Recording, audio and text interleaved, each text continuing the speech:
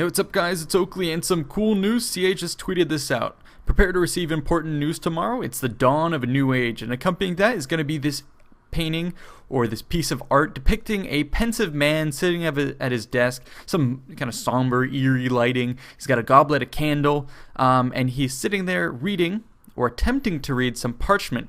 And I do say attempting to read because people are speculating that this is going to be Charlemagne. So if you don't know, Charlemagne was a ruler who was king of the Franks, and this is post-fall of the Western Roman Empire, kind of picking up after the Attila time frame. And so the Western Roman Empire has fallen, and there's a power vacuum, and the Franks are going to rise up in this area. They're going to expand with Charlemagne at their head, and he's going to go on to lead their conquest. He's later going to be, dubbed the king of Italy. He's going to be coronated as the first Holy Roman emperor, and he's going to be a very important person in this sort of pre-medieval period, and that makes very much sense when you consider the timeline of Rome 2, then the standalone expansion, which ended up being a full game that was Attila, and now it seems like, at least people are speculating, that we get a continuation of that. A couple more pieces of evidence that tend to point us in the direction of Charlemagne. Also, I wanted to talk about why I said attempting to read. And that's because, like I said, he was king of the Franks, not super educated in the traditional sense, but when he became this great ruler, he really wanted to be a proper ruler, and he spent a lot of time trying to learn to read, bringing in these tutors to learn grammar and all that stuff. And so it may be what they're hinting at in this image. Anyways, the further evidence of perhaps why it might be this Charlemagne standalone is they released these two other images. So the first one is going to be presumably a raid on a town or a little village or some huts or something like that. Take a look at the mounted rider right there. He has a pretty distinctive helmet with the nose guard, the nasal guard right there, and that is something that is a bit distinctive of this medieval or early medieval time, something that I believe the Normans would have worn predominantly. So again, pointing to this time period once more.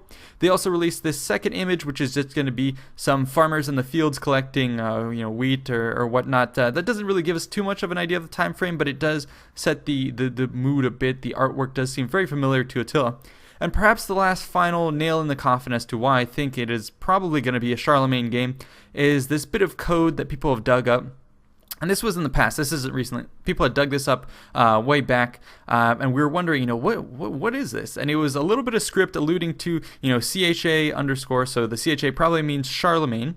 And then you look at some of these units that are indicated here. So something that looks like Muslim archers or Saxon units. So again, all these different data points leading to the conclusion that perhaps tomorrow we'll be hearing about a Charlemagne game. Now the question is, what is this going to be? Is it going to be an expansion pack? Is it a standalone game?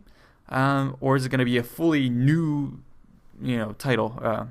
And I think if it were going to be a full new historical game like a Medieval 3, they would have a lot more fanfare than this.